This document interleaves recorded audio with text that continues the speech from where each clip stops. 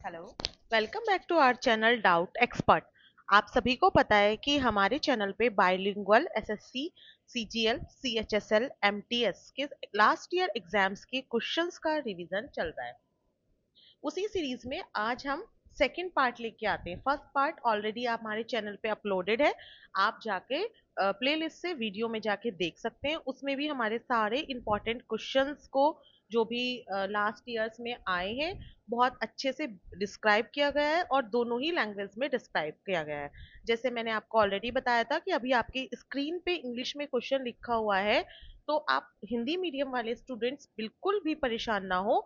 यहाँ पे questions English में लिखा हुआ है, बट मैं आपको इसका Hindi pronunciation and Hindi explanation दोनों ही प्रोवाइड करूंगी, बिकॉज हमारी ये सीरीज बाइलिंगुअल है। तो आपको बिल्कुल भी डरने की जरूरत नहीं है। 10 क्वेश्चंस हम ऑलरेडी डिस्कस कर चुके थे। आगे बढ़ते हैं। हमारा 11th क्वेश्चन है, national Institute of Mountaineering and Adventure sports NIMAS, ठीक है, इसमें इज लोकेटेड एट, ये कहाँ पे लोकेटेड है? राष्ट्रीय पर्वतारोहण एवं साहसिक खेल संस्थान निमास कहाँ स्थित है? ठीक है, आपको ये बताना है कि ये जो स्पोर्ट्स एडवेंचर है माउंटेनियरिंग का, ये कहाँ पर सिचुएटेड है। तो ये कहाँ सिचुएटेड है, चार ऑप्शन आपको दिए गए हैं इसमें।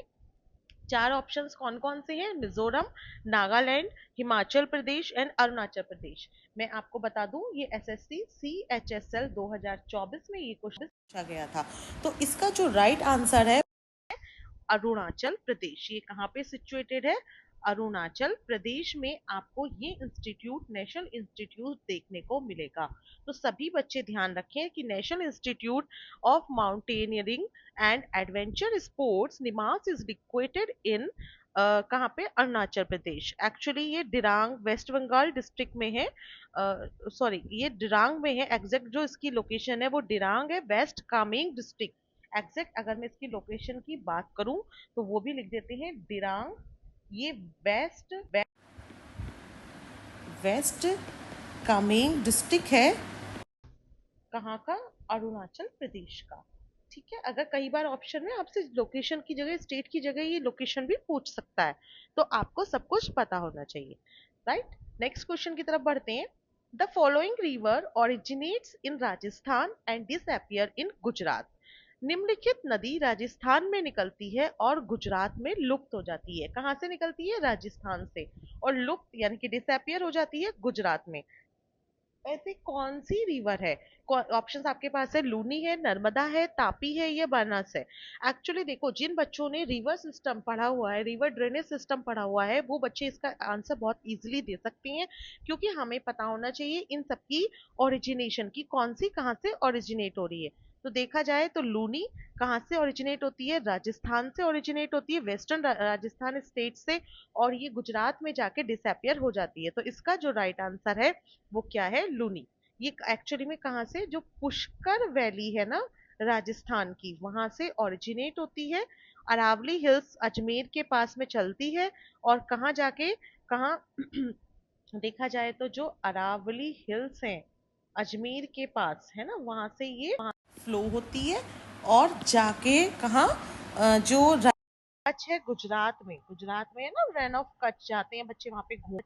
तो रैन ऑफ कच्छ जो है गुजरात में, वहां जाके ये क्या हो जाती है? डिसअपियर। अगर देखा जाए तो अप्रोक्सीमेटली ये 530 किलोमीटर का डिस्टेंस कवर करती है। कहाँ से? राजस्थान से गुजरात में।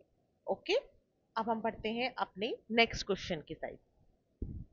नेक्स्ट क्वेश्चन है, eight which among the following places INA यानी कि इंडियन नेशनल, सॉरी मैंने INA लिखा हुआ है, इसको मैं करेक्ट कर दूं, एक्चुअली में ये INC होगा, है ना। इंडियन नेशनल कांग्रेस की बात की जा रही है यहाँ पे, तो क्या होगा? ये INC होगा। कि INC eight which among the following places INC adapted the resolution of पूर्ण स्वराज। निम्नलिखित में से किस स्थान पर भारतीय राष्ट्रीय कांग्रेस ने पूर्ण स्वराज का संकल्प अपनाया था? तो ऑप्शंस क्या क्या हैं? कहाँ? कलकत्ता, लाहौर, दिल्ली या कराची।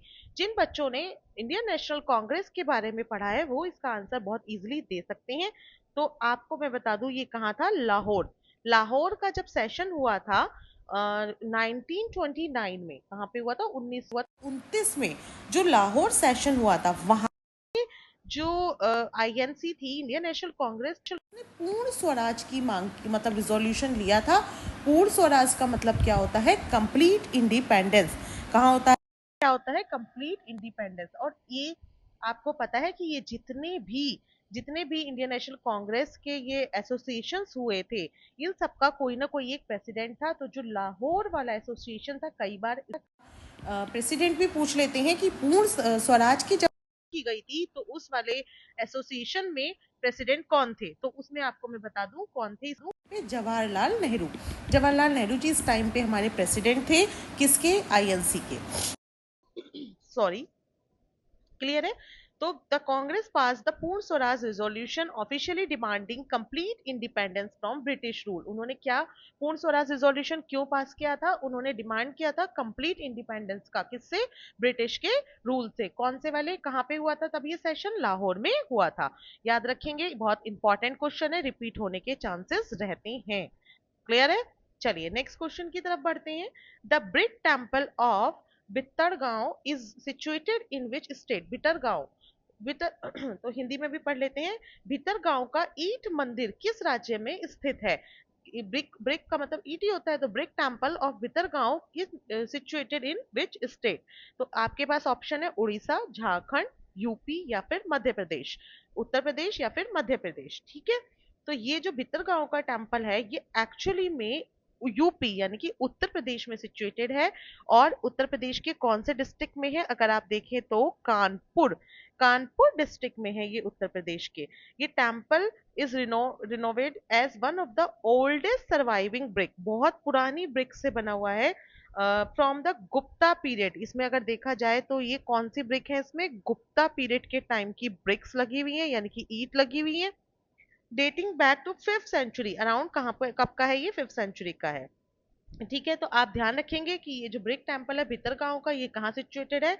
यूपी में है। और ये क्वेश्चन पूछा गया था एसएससी एमटीएस 2023 में। क्लियर? करते हैं। नेक्स्ट क्वेश्चन है हमारा क्वेश्चन नंबर 15। नंबरिंग से आपको कोई वैसे फर्क नहीं पड़ेगा, बट आपको इजी हो जाए इसलिए। और मैं आपको रिमाइंड करा दूं, ऐसे ही अपडेट्स के लिए आप हमारे चैनल को लाइक और सब्सक्राइब करना बिल्कुल भी नहीं भूलें, जिससे जैसे ही वीडियो अपलोड हो तुरंत आपको मिल जाए। और ये आपके रिवीजन को, आपकी प्रैक्टिस को और आपकी प्रिपरेशन को एक चार चांद लगा देती है। समझ रहे हो कि अगर आप प्रैक्टिस कर रहे हैं, आप पढ़ाई कर रहे हैं, प्रिपेयर कर रहे हैं और आप तुरंत इन क्वेश्चंस के आंसर कर ले रहे हैं, तो इट मीन्स कि आपकी प्रिपरेशन एक अच्छे लेवल पे चल रही है। एंड अगर आपको इसकी पीडीएफ चाहिए तो आप हमारे टेलीग्राम चैनल को ज्वाइन कर सकते हैं, वहां से डायरेक्टली आपको पीडीएफ मिल जाएगी। क्लियर? नेक्स्ट क्वेश्चन पढ़ते हैं। Which of the following states UTs has the first 100% fully digital literate panchayat in India?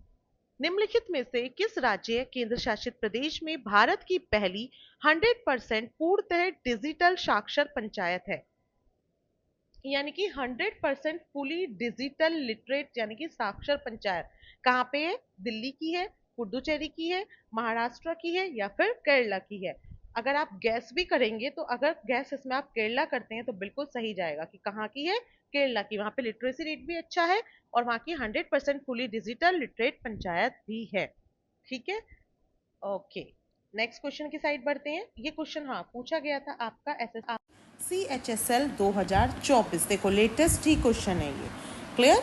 Next question हमारा, how many members can be nominated by the president to the Rajya Sabha and Lok Sabha respectively? Rajya Sabha और लोकसभा, राष्ट्रपति द्वारा राज्यसभा और लोकसभा में क्रमशः कितने सदस्य को मनोनीत किया जा सकता है? आप सभी को जो भी इंडियन कॉन्स्टिट्यूशन पढ़ते हैं या पढ़ चुके हैं या पढ़ रहे हैं, पता होगा कि प्रेसिडेंट के पास कुछ पावर, कुछ मेंबर्स को लोकसभा और राज्यसभा में नॉमिनेट करने की पावर होती है। लेकिन अभी उस पावर में थोड़ा सा एक चेंज हुआ है, वो मैं बताऊंगी। तो फिलहाल हम इस क्वेश्चन का आंसर करते हैं कि राज्यसभा और लोकसभा में कितने कितने मेंबर्स वो नॉमिनेट कर सकता है। फर्स्ट ऑप्शन 12 या 0। तो मैं आपको बता दूं कि जो प्रेसिडेंट है वो राज्यसभा में कितने 12 मेंबर्स को नॉमिनेट कर सकता है।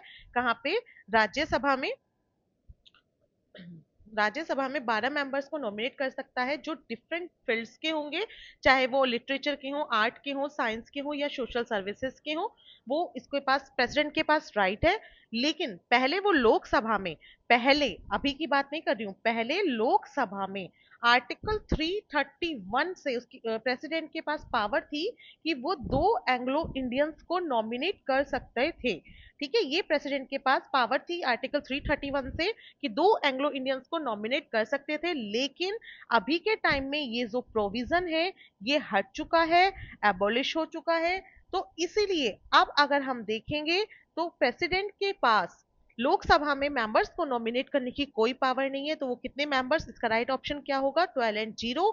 इसका मतलब राज्यसभा में तो वो 12 मेंबर्स जो कि डिफरेंट फील्ड से होंगे, arts, literature, science and social services, उनको नॉमिनेट कर सकते हैं, बट वो लोकसभा में कोई भी मेंबर नॉमिनेट नहीं कर सकते हैं। ठीक है, अब हम बढ़ते हैं अपने नेक्स्ट क्वेश्चन की साइड। नेक्स्ट क्वेश्चन है, an economic condition where there is one buyer and many sellers is called. वह आर्थिक स्थिति जब क्रेता एक हो, सॉरी, वह आर्थिक स्थिति जब क्रेता एक हो और विक्रेता अनेक हो उसे कहते हैं। जब क्रेता एक है यानी कि जो बायर है वो एक है और सेलर जो है बहुत सारे हैं, तो उस स्थिति को क्या कहते हैं, मोनोप्सोनी। क्लियर? ठीक है, नेक्स्ट क्वेश्चन है हमारा, which of the following soil is rich in mineral. इनमें से, निम्नलिखित में से कौन सी मिट्टी खनिजों से समृद्ध है। Alluvial soil, black soil, red soil या फिर लेटरेट सॉइल। सभी को पता है कि जो एल्यूवियल सॉइल है वो ही सबसे ज्यादा किसमें है, मिनरल्स में रिच है।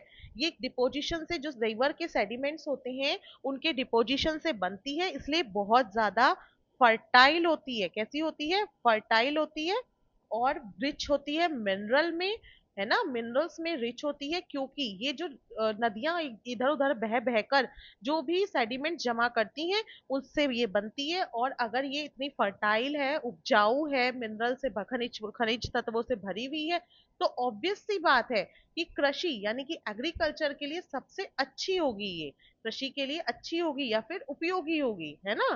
तो ये हमारी एग्रीकल्चर फ्रेंडली सॉइल होती है। क्लियर? अगर आप बात करें कि ब्लैक सॉइल किसकी बनी होती है, क्ले, रिच इन क्ले होती है और मॉइस्चर को रिटेन करके रखती है ना, बट इसमें मिनरल इतना नहीं होता जितना एलुवियल सॉइल में होता है। अगर हम कंपेयर, मिनरल्स होते हैं, ब्लैक सॉइल भी कॉटन वगैरह के लिए अच्छी होती है ग्रो करने के लिए, बट इतना मिनरल नहीं होता है जितना एलुवियल सॉइल में होता है। रेड सॉइल की बात करें तो ये हमारी नाइट्रोजन में बहुत पुअर होती है, नाइट्रोजन, फॉस्फोरस और ऑर्गेनिक मैटर में तो देखा जाए ये भी इतनी अच्छी नहीं है, मिनरल्स इतने नहीं है जितने एलुवियल सॉइल में है। फिर हम लेटराइट सॉइल की बात करें तो ये भी रिच आयरन और एल्यूमिनियम में तो ये रिच होती है ना, लेकिन इतने ज्यादा न्यूट्रिशंस नहीं होते कि ये बहुत अच्छा सपोर्ट करे, बहुत फर्टाइल हो, या फिर एल्यूवियल सॉइल से इसका हम कंपेयर कर सकें, नहीं। एल्यूवियल सॉइल में सबसे ज्यादा मिनरल होते हैं और ये आयरन और एल्यूमिनियम में तो रिच है, लेकिन कौन सी, लेटराइट सॉइल, लेकिन न्यूट्रिएंट्स इतने ज्यादा नहीं है जितने प्लांट्स को जरूरत होती है। क्लियर? नेक्स्ट क्वेश्चन की साइड बढ़ते हैं। Name the gland that controls the functioning of endocrine gland। आपको बताना है कि उस ग्रंथि का नाम बताइए जो अंतस्रावी ग्रंथियों के कार्य को नियंत्रित करती है। तो ऐसी कौन सी ग्लैंड है, सभी को पता है, पिट्यूटरी ग्लैंड। ठीक है, पिट्यूटरी ग्लैंड जो है ये सारे एंडोक्राइन फंक्शंस को क्या करती है, कंट्रोल करती है। The gland control the functioning of other endocrine gland is called pituitary gland. इसको कभी कभी क्या बोलते हैं, कभी कभी क्या बोलते ही हैं इसको, मास्टर ग्लैंड, क्योंकि ये सभी के फंक्शंस को कंट्रोल करती है, इसलिए मास्टर ग्लैंड कहते हैं। ये हार्मोन्स को सिक्रेट करती है और सारे फंक्शंस को ग्लैंड्स के रेगुलेट करती है। ओके, नेक्स्ट क्वेश्चन है, who was the founder of Arya Samaj. Arya समाज का फाउंडर कौन है। ये क्वेश्चन भी आपसे एचएससी CHSL 2024 में पूछा गया। एक्चुअली ये सारे क्वेश्चन की इस वाले समाज के कौन, उसकी कौन फाउंडर है, कौन से ईयर में हुआ था, किसके ऊपर बेस्ड है, किसने किया था, ये सारे क्वेश्चंस तो बार बार रिपीट होते रहते हैं और सिर्फ एसएससी ही नहीं, आई थिंक सभी एग्जाम्स में ये पूछे जाते हैं। तो यहाँ पे हम क्वेश्चन पे वापस आते हैं, आर्य समाज के संस्थापक कौन थे। तो आर्य समाज के संस्थापक कौन है, दयानंद सरस्वती जी। कौन है, दयानंद सरस्वती, आपको सभी के पता होना चाहिए। ठीक, इन्होंने कब किया था, 1875 में। ये मैं एक्स्ट्रा इन्फॉर्मेशन आपको बता देती हूँ। कहाँ पर किया था, प्लेस है हमारा मुंबई, या फिर उस टाइम पे तो बॉम्बे था, मुंबई में किया था। और इसका जो गोल था आर्य समाज का वो क्या था? To reform Hindu society by returning to the teaching of Vedas. इन्होंने एक नारा भी दिया था, वेदों की ओर, है ना, चलो वेदों की ओर।